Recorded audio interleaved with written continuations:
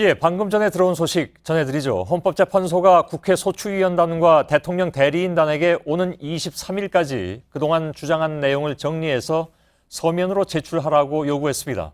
헌재는 당초 22일까지 증인신문을 잡아놓았는데 양측의 주장을 최종 정리한 뒤에 변론을 끝낼 것으로 보입니다.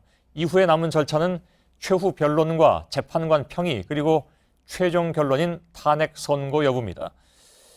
예상대로 3월 중순 전후로 선고가 나올 가능성은 더욱 커졌습니다. 그런데 대통령 측 대리인단은 박 대통령의 직접 출석을 직접 본인과 상의해 보겠다고 방금 전에 밝혀서 추가 변수가 생긴 상황이긴 합니다.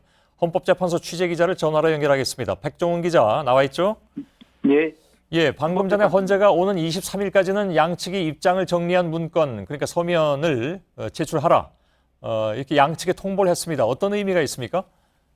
예, 강일원 주심재판관이 증인신문을 마무리한 후에 국회와 대통령 측, 양측에 한 말입니다.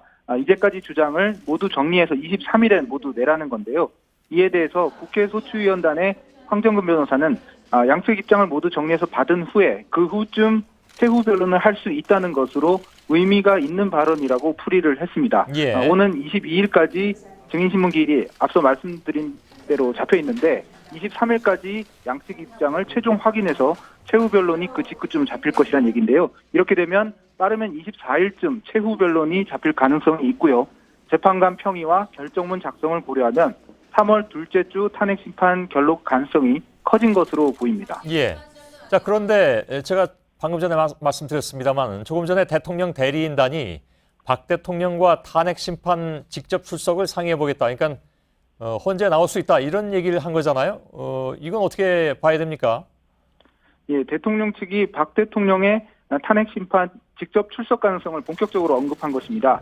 이중환 대통령 측 대리인은 박 대통령과 탄핵 심판 심판정에 직접 출석하는 방안 논의해보겠다고 변론 종료 후에 방금 전 기자들에 대해 브리핑을 통해 밝혔습니다. 예. 대리인과 박 대통령이 협의를 해보고 그 결과를 다음 주 변론쯤에서 밝힐 것으로 보입니다.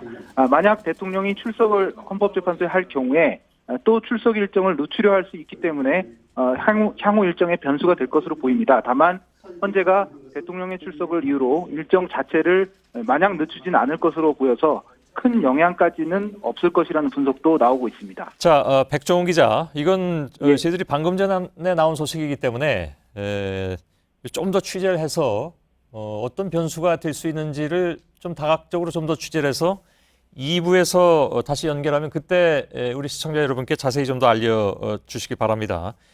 예, 그렇게 예, 백종원 기자였습니다.